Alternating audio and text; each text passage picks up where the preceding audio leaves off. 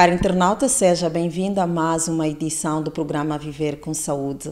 Hoje vamos abordar sobre a malária, uma patologia considerada como a primeira causa de morte no país e um dos grandes desafios do Executivo. Eu tenho o prazer de falar com a coordenadora provincial do programa da malária, a doutora Nadir de Carvalho. Doutora Nadir, bom dia, obrigada por ter aceito o nosso convite. Bom dia, eu sou Nadir de Carvalho, sou coordenadora do Programa de Controlo da Malária, província de Luanda, e muito obrigada pelo convite. Muito obrigada por ter aceito o nosso convite. Vamos falar sobre a malária, considerada como um grande problema de saúde pública. Doutora, gostava de saber qual é a situação atual da malária em Luanda. Os números mostram uma diminuição ou avanço da doença nos últimos anos? Portanto, falando agora já do primeiro trimestre, a província de Luanda teve uma redução em 50,3% dos casos comparativamente ao mesmo trimestre do ano passado. Também tivemos uma redução do número de óbitos, tivemos uma redução também do número de óbitos em mulheres grávidas. No trimestre passado, portanto, no ano passado, tivemos 4 óbitos em mulheres grávidas e este ano tivemos apenas um óbito. Ainda é um desafio, sim. Nós queremos um dia poder chegar a óbitos zero, porque a malária é uma doença que é prevenível, tem tratamento e tem cura. Por que não chegamos a número zero em relação a óbitos? Para este ano, nós queremos trabalhar em torno das medidas preventivas, trabalhar em torno da sensibilização às pessoas para a mudança de comportamento, porque nesta senda ainda vemos pessoas que jogam lixo, garrafas, latas, e que sabemos que para o desenvolvimento do mosquito ele tem que encontrar um habitat para o seu desenvolvimento, e sabemos que o vetor, o Anopheles fêmea, é que faz a contaminação. Se não existe Anopheles fêmea contaminado, não há malária. Se nós conseguimos cortar o ciclo, quer no mosquito e quer no homem, nós podemos um dia estar livres de malária. Mas para isso nós temos que criar ambientes que façam com que não haja proliferação dos mosquitos, que não haja contágio do mosquito para o homem. Temos que cortar essa cadeia. É necessário todos juntos nós trabalharmos. Só esta entrevista já acaba por ser uma parte dessa luta contra a malária. Se nós levarmos informação às pessoas, as pessoas vão ter conhecimento, vão adotar as medidas de prevenção. Também nós queremos trabalhar muito com as escolas. Nós sabemos que as crianças têm um poder muito grande de influência, têm um poder de influência dos pais, dos seus cuidadores. Uma criança, se aprende que não se deve jogar o lixo para o chão, ela sensibiliza os pais. Nem que seja por vergonha, aquele pai vai mudar a sua consciência, vai mudar a sua forma de agir, porque não vai querer que esta criança tenha o pai como um malfeitor, não é? Vamos aqui usar essa expressão, um malfeitor. Nós queremos sempre ser a melhor imagem para os nossos filhos, ser a melhor imagem daquelas pessoas que nós estamos a cuidar, ser a melhor imagem, porque sabemos que isso vai se refletir no crescimento daquela criança. Então a criança é o nosso foco, a criança na escola, a criança na creche. O ensino de base é o nosso foco também para a sensibilização. As mulheres ainda têm também um papel muito importante naquilo que é a sensibilização. As igrejas. Nós temos a FLAM, que são os líderes religiosos na luta contra a malária, que tem sido um suporte. No ano passado, os pastores ligados à FLAM, pastores, padres, andaram pelos 9 municípios, ainda não tinha a divisão administrativa, a fazer a sua apresentação daquilo que é o caderno deles de atividades. Fizeram o lançamento do Zero Malária também nas igrejas, ou seja, o Minuto Malária, peço desculpas, o Minuto Malária nas igrejas, em que se tira sempre algum tempinho para falar daquilo que são as medidas de prevenção da malária, isso nas igrejas. Sabemos que a maior parte dos angolanos são cristãos, a maior parte dos angolanos estão nas igrejas, quer aqueles que não são cristãos, mas estão nas igrejas de certa forma, e também existe muito respeito dos líderes religiosos e estes devem ser partícipes para a mudança de comportamento. Doutora Nadira, eu gostava que explicasse, houve mudanças significativas no perfil da doença ou na sua distribuição geográfica nos últimos tempos? Portanto, tem havido uma mudança na distribuição de faixa etária. Antigamente nós víamos o número de óbitos e casos mais em crianças. Agora nós vemos, portanto, 14 anos para baixo eram os mais afetados. E agora nós vemos maioritariamente 14 e mais, ou seja, eu acredito muito que a juventude ou os adultos olham mais para as crianças e cuidam mais das crianças e esquecem-se do seu próprio cuidado. Há um bocado de negligência nesse grupo. Se nós olharmos, esse grupo é que tem o maior número de óbitos, é que tem o maior número de casos. Também vamos dizer que a nossa população é maioritariamente jovem. Talvez ali nós podemos considerar que seja, em parte, um bocadinho porque a nossa população é maioritariamente jovem, mas aproveitar e dizer que esta população que está a ser a mais acometida deverá, então, ter consigo as medidas preventivas e tentar mudar um bocadinho esse prisma. O município do Kazenga, neste momento, é o município com o maior número de casos. Também vamos aqui dizer, olhar para o Kazenga, temos muitos criadouros permanentes. Então, esses criadores permanentes podem, de certa forma, influenciar para aquilo que é o número de casos.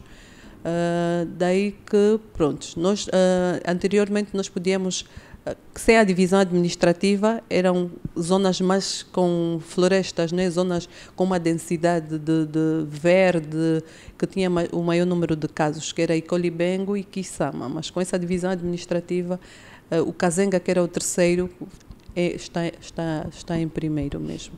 Doutora, o que explica o aumento de casos de malária em certas zonas da capital? Existem fatores específicos e quais são estas regiões? Portanto, o Kazenga, como eu disse anteriormente, tem muitos criadores permanentes. E esses criadores permanentes, a replicação do vetor, e essa replicação leva a realmente o surgimento do número de casos. E de uma forma acelerada, porque as pessoas não adotam as medidas de prevenção, em parte. Nós, para mitigarmos essa situação, temos as brigadas de luta antivetorial. Essas brigadas de luta antivetorial olham sempre para aquilo que o número de casos indica. Onde temos o maior número de casos é onde eles vão fazer sensibilização e após a sensibilização a Brigada de Luta Antivetorial faz fumigação, quer intradomiciliar, quer extradomiciliar. Também, olhando para este quadro, eles fazem também pulverização de longa duração, quer intradomiciliar. Mas o Kazenga é a única região que neste momento preocupa? É preocupante o Kazenga, a seguir vem o Cacoaco, vem Viana. Também, se formos a olhar, são lugares que têm uma densidade populacional comparativamente com os outros municípios. Mas ainda assim, tanto em termos de incidência, apesar dessa densidade, o Kazenga é o que mais nos preocupa. Com a chegada do tempo chuvoso, doutora, principalmente o mês de abril, não é? É sempre uma preocupação. Como é que a cidade de Luanda está a preparar-se para que não haja um aumento exponencial de casos da malária? Portanto, para além da sensibilização que nós estamos a programar a nível de todos os municípios, quer de fumigação para todos os municípios, quer distribuição de panfletos, mais palestras, não é? A parte preventiva, explicar como é que as pessoas devem que comportamento adotarem. Nós também temos a distribuição, vamos fazer uma distribuição de redes mosquiteiras com inseticida de longa duração, mas olhando para o grupo-alvo, aquele grupo que mais preocupa, que são os menores de 5 anos e a mulher grávida. Porque já sabemos, estes, uma vez expostos à malária, acaba por ser mais fatal. Então, esse grupo deverá ir às consultas, a grávida, a consulta pré-natal, para beneficiar desse mosquiteiro, e a criança que aceda então à vacinação de rotina também vai beneficiar de redes mosquiteiras com inseticida de longa duração.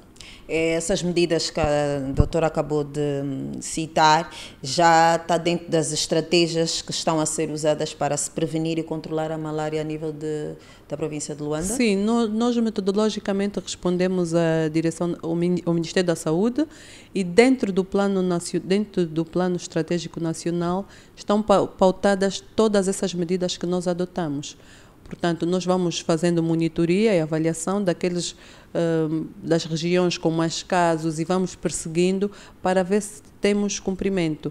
Essa distribuição de redes mosquiteiras com inseticida tratadas com inseticida de longa duração estão dentro daquilo que prevê a distribuição de rotina. Daí que vamos, em cumprimento ao plano estratégico e dentro daquilo que nós temos que adotar, nós vamos então fazer também essa distribuição nas unidades sanitárias. Doutora, o acesso limitado a cuidados de saúde nas zonas rurais e remotas, de alguma forma compromete o tratamento da malária. Como é que vocês pensam melhorar essa realidade? Não sei se recorda, nós, província de Luanda, quando no ano passado desde o ano antepassado, houve então aquilo que chamamos saúde à porta de casa, e dentro deste programa ainda fazemos algumas equipas avançadas. Os municípios, sempre que se reporta, portanto, nós temos a parte da promoção de saúde, temos a parte do trabalho de proximidade entre os líderes comunitários e as direções de saúde. Quando se reporta alguma situação menos boa, criam-se equipas avançadas para mitigar todo e qualquer problema de saúde, não só de malária. Os líderes comunitários têm sido uma grande ajuda, têm desempenhado muito o seu papel.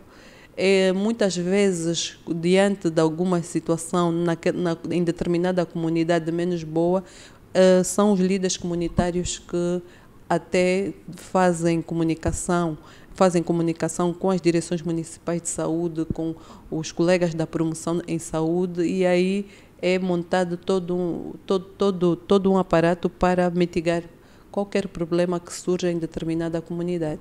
Doutora Nadir, é possível avançar-nos qual é o custo estimado do tratamento da malária em Luanda?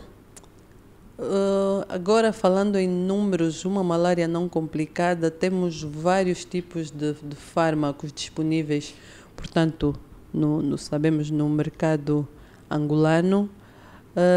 Não tenho assim números, custos, mas para uma malária complicada sei que o Estado gasta à volta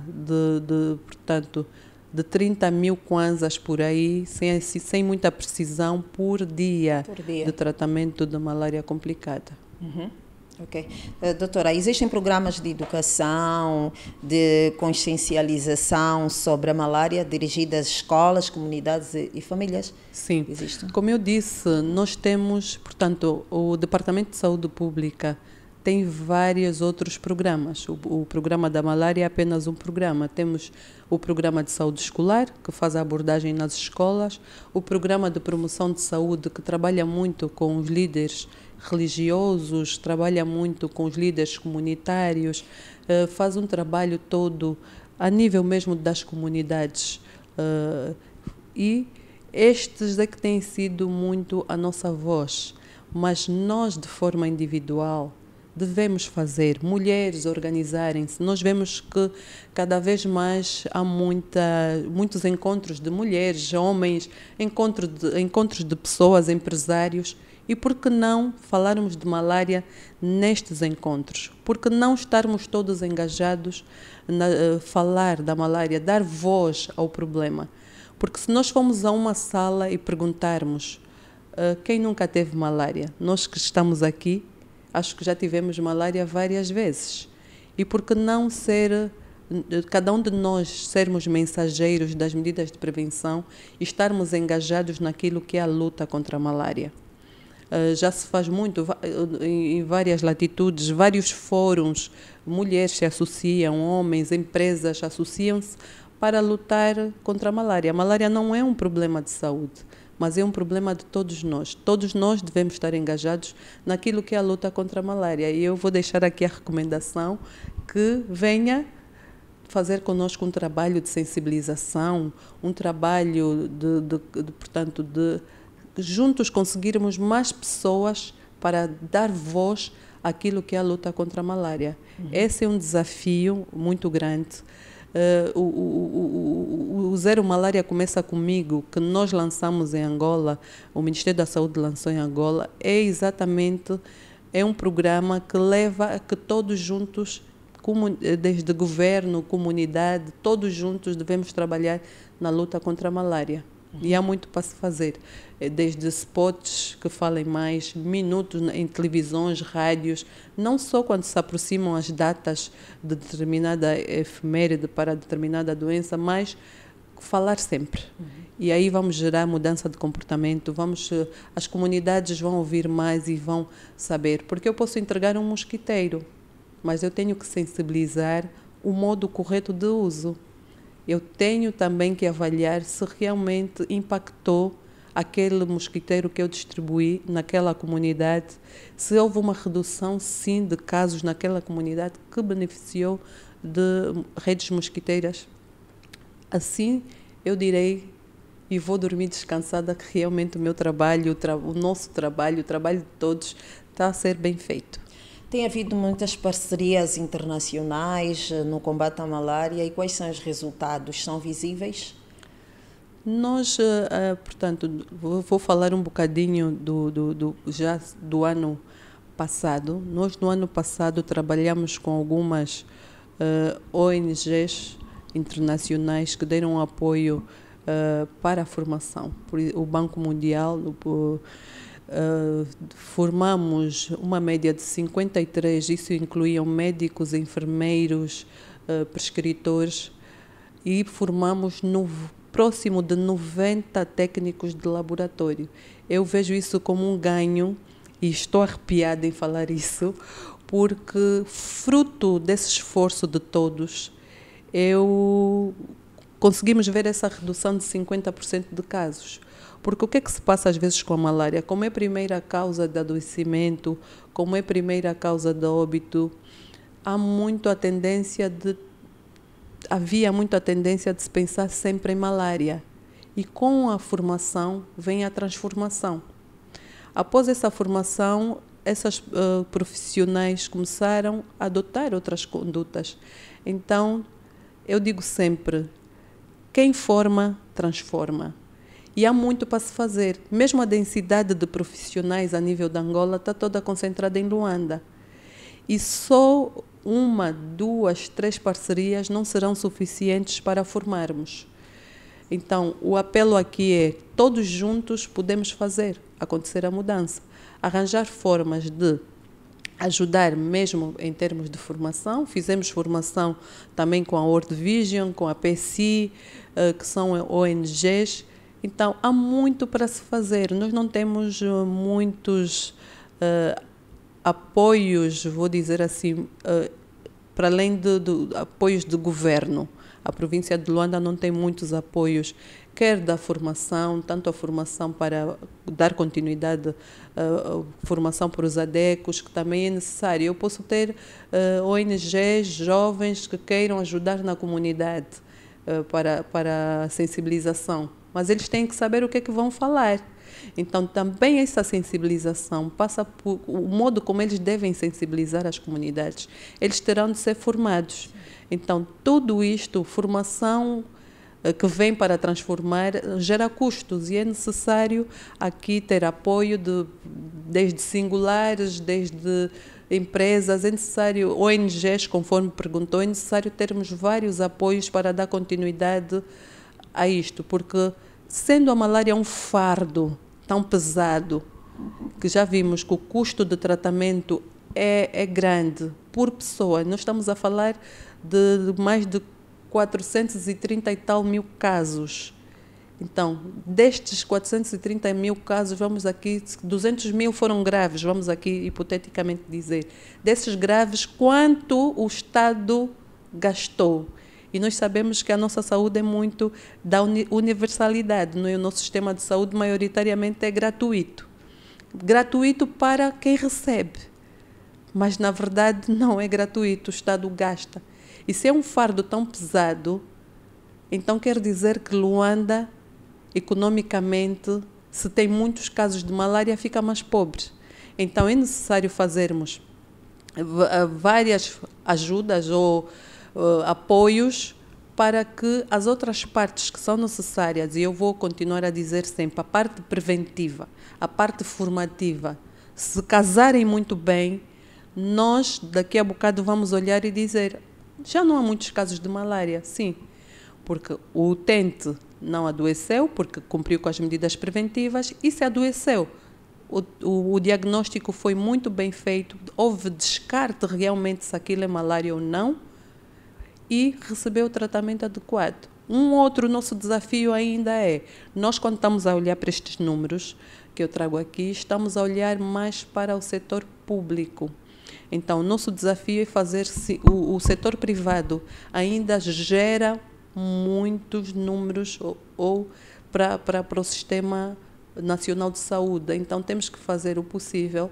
Por isso, daí fizemos um trabalho com a Direção Nacional de Saúde Pública, propriamente o Programa de Controle da Malária, onde fizemos alguma supervisão, fizemos também alguns encontros enquanto província de Luanda com algumas unidades privadas que geram muito, que têm muito atendimento, que têm muita demanda, para juntos traçarmos também uma estratégia entre o setor público e o setor privado. Nós devemos andar todos juntos.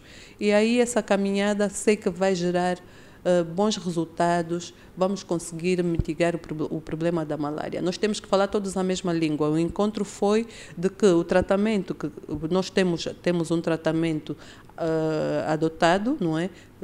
E esse tratamento deve ser uniformizado para todas as unidades sanitárias, porque isso é um país e devemos estar todos alinhados. Ou seja, nós fizemos o casamento entre o setor público e o setor privado. Doutora, consegue-nos avançar números concretos de casos de malária na província de Luanda e se puder fazer uma comparação do ano passado nessa mesma fase, acho que é praticamente o primeiro trimestre. Exatamente. Pois, no primeiro trimestre deste ano, nós registramos 414.167 casos.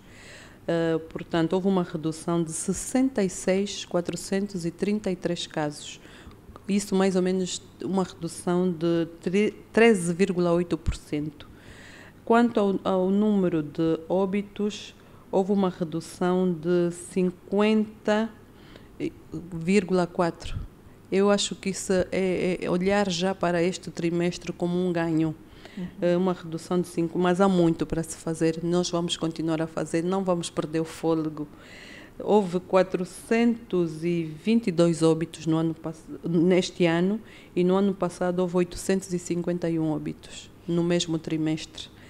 Como eu disse anteriormente, no ano passado tivemos 4 óbitos a mulher grávida e este ano, no mesmo trimestre, tivemos 1 óbito. E tudo isso fruto dos esforços, não é? De trabalho de sensibilização. Sensibilização, formação e também estamos a fazer, portanto, acompanhamento do número de... auditoria dos óbitos, não é? Às vezes é necessário fazer aquele seguimento e ver as mortes, quer a auditoria de óbitos maternos, quer a auditoria dos óbitos por malária, fazer todo esse seguimento, deixar algumas orientações às unidades sanitárias.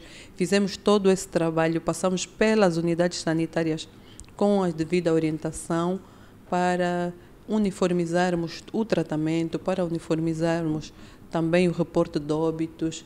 Então, temos estado a fazer um trabalho contínuo.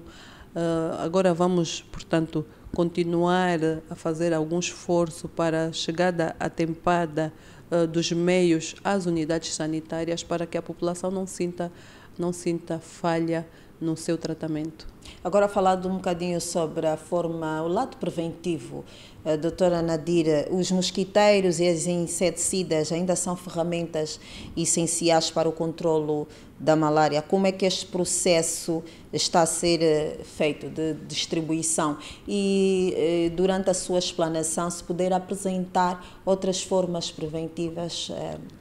Eu vou começar por dividir as medidas preventivas, não é? As medidas preventivas, temos as medidas individuais e as medidas coletivas.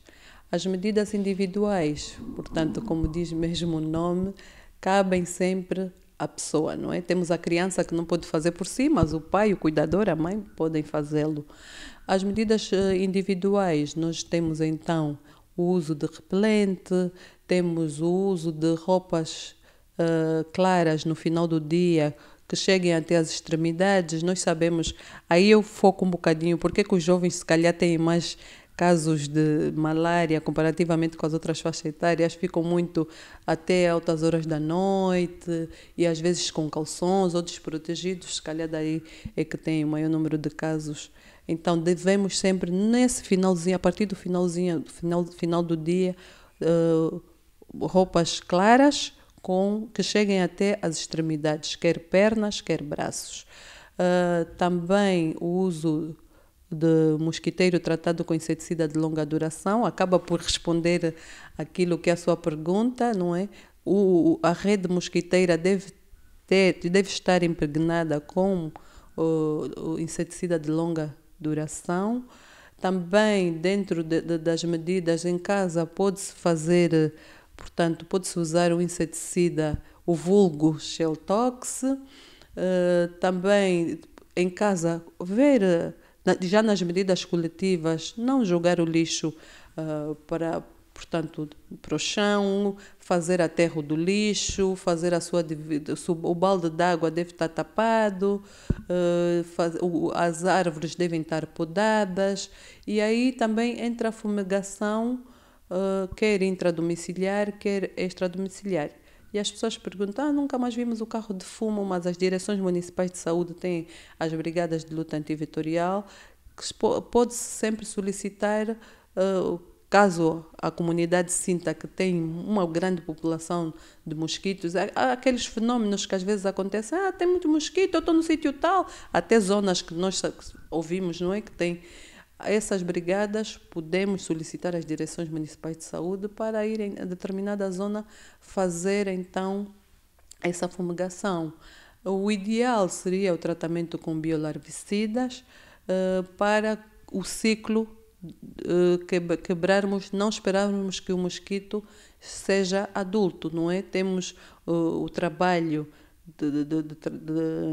de tratamento, vamos assim chamar, ou de eliminação do mosquito, quer na fase de larvária, quer na fase adulta. A fumigação é para a fase adulta e o biolarvicida é para quando está na fase larvária. Doutora, quais são os principais constrangimentos no tratamento da malária na província de Luanda? Eu, primeiramente, às vezes digo sempre, existem muitos utentes que começam a fazer tratamento fora das unidades sanitárias, ou seja, a automedicação, que desencorajo as pessoas a fazerem automedicação. Por isso é que, se calhar, por alguma razão, vem lá no medicamento, deve ser sob prescrição de profissional ou deve ser sob prescrição médica. Porque o profissional de saúde vai saber a hora certa, a dose certa e o fármaco se realmente serve para aquela determinada pessoa ou não. Isso acaba por ser um constrangimento muito grande. A nossa população, em certa medida, ainda faz muita automedicação. E também, às vezes, pessoas há que adiam a sua ida para a unidade sanitária. Não se deve adiar a ida para a unidade sanitária. Portanto, já fez a automedicação, já faz a ida tardia para a unidade sanitária e isso complica, a certa medida, e complica para o tratamento.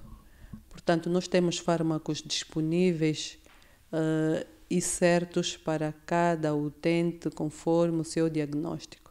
Aquilo que se recomenda é o testar, diagnosticar e tratar. Então, quem vai fazer esse processo é um profissional de saúde. De maneira nenhuma, nós devemos nos automedicar ou chegar tardiamente para o tratamento. E quando nós, portanto, os fármacos disponíveis que nós usamos para o tratamento da malária, quando se inicia o tratamento precocemente, há uma redução da carga imediatamente. Por isso é que sente-se, quando começa a se fazer a medicação, imediatamente os sinais e sintomas vão desaparecendo. Claro, ainda há alguns casos complicados. Sabemos, nós temos o Plasmodium que mais complica, que é o Falciparum, que dá as formas mais graves. Então, de certa medida, nós devemos acorrer à unidade sanitária para que não tenhamos as formas mais graves. Doutora, antes de terminar, sobre as várias valas a céu aberto, que medidas, na sua opinião, devem ser tomadas? Fazer o tratamento dessas valas com biolarvicidas, primeiro, identificação dessas valas, fazer a pesquisa realmente de que tipo de larvas estão nessas valas, tratar com biolarvicidas e se pudermos fazer alguma cobertura, essas medidas de engenharia, era o ideal. Para finalizar, que mensagem deixa a todos os angolanos? Vamos todos lutar contra a malária, vamos todos engajar-nos naquilo que é a luta contra a malária, para que um dia seja possível, sim, Angola estar livre da malária. Zero malária começa comigo. E terminamos a conversa com a coordenadora provincial do Programa da Malária, Nadir de Carvalho, que durante a sua explanação apelou a todos os angolanos a um maior engajamento na luta contra esta patologia, porque juntos somos mais fortes. Segundo o slogan, Zero Malária começa comigo. Por hoje é tudo, obrigada pela sua audiência. Até a próxima. Angola 50 anos. Preservar e valorizar as conquistas alcançadas, construindo um futuro melhor. Governo de Angola.